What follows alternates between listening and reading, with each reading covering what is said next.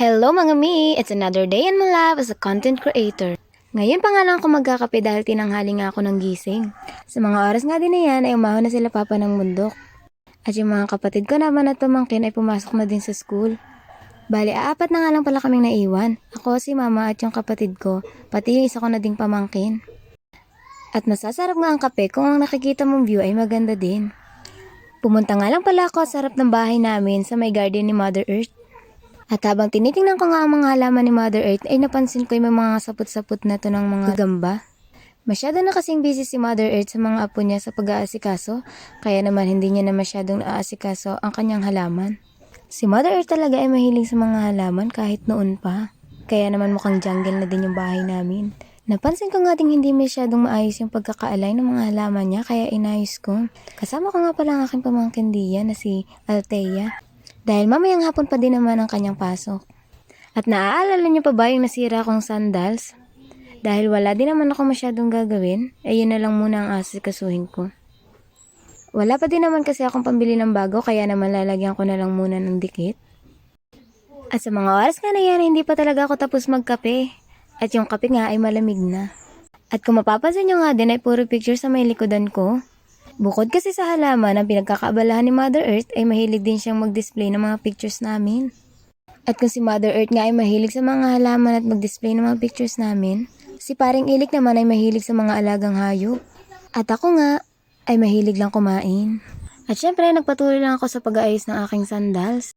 Komportable nga pala akong gamitin tong sandals na to, kaya naman talagang pipilitin ko tong maayos. Meron nga din pala akong isang sandals na black, pero hindi ko masyadong nagagamit na. Simula kasi nung grade 11 ako ay nahiligan ko na ding magsuot ng mga sandals. Dahil dati kasi ay puro sapatos lang at tsinelas ang sinusuot ko dahil nga hindi ako sanay.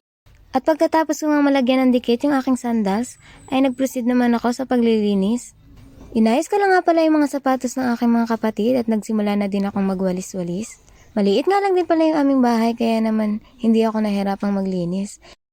Inayos ko din pala yung mga tsinelas para hindi nakaharang doon sa dadaanan namin. Patuloy nga lang pala akong naglinis at nagwalis. Ngayon na nga lang din pala ako nakapagstay ng matagal dito sa bahay dahil lagi naman akong may pasok. Halos isang beses nga lang pala akong nakakauwi sa loob ng isang buwan dito sa amin. Pumunta nga ni pala ako sa likod ng aming bahay para bisitahin ang sigarilyas ni Mother Earth. At nakita ko nga may bunga na naman ito. Pero syempre, hindi na natin yan pipitisin dahil matitigas na nga. Hayaan na nga lang pala itong matuyo at para gawing binhi upang maitanim sa mga susunod pa. At sa likod nga din ng aming bahay ay meron kaming munting ilog. Pero hindi ito naliliguan dahil maliit lang at madumi. At ngayon nga ay flex ko lang ang harapan ng aming bahay.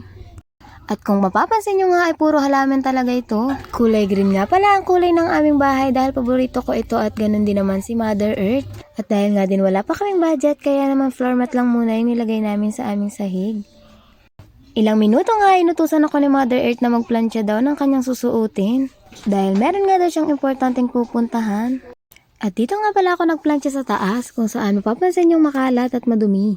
Wala pa kasing time si Mother Earth na maglinis dahil nga abala pa siya sa mga gawain. Sa sobrang dami nga ng aming damit ay hindi na din magkasya sa mga drawer. Meron na nga pala kaming 4 na drawer pero kulang pa din. At karamihan nga sa mga damit namin dito ay hindi naman talaga nagagamit. At hindi ko nga alam kay Mother Earth kung bakit ayaw pa niya itong i-dispose. Na kahit alam niya nakakapasikip lang dito sa bahay. Pero ganun siguro talaga ang mga nanay, masyado silang masinop sa mga gamit. At ayan na nga si Mother Earth at gayak na. At in-game na naman nga din siya sa ganda-gandahan mode niya. Kaya nga hindi pa siya dyan umaalis ay dahil nakalimutan niya daw yung kanyang payong. At kung mapapansin nyo nga ang forma ni Mother Earth ay simple lang. At dito nga sa probinsya namin ay talaga namang simple lang sinusuot ng mga tao. Hindi nga kagaya sa syudad na paglalabas lang ng bahay talagang aurang-aura na. Pero syempre, nasa sa atin pa din naman yun kung anong gusto nating isuot ay wala namang problema. At bago nga umalis si Mother Earth, talaga namang nagbilin pa siya ng madami. At yun lang mga mi, please don't forget to subscribe on my channel.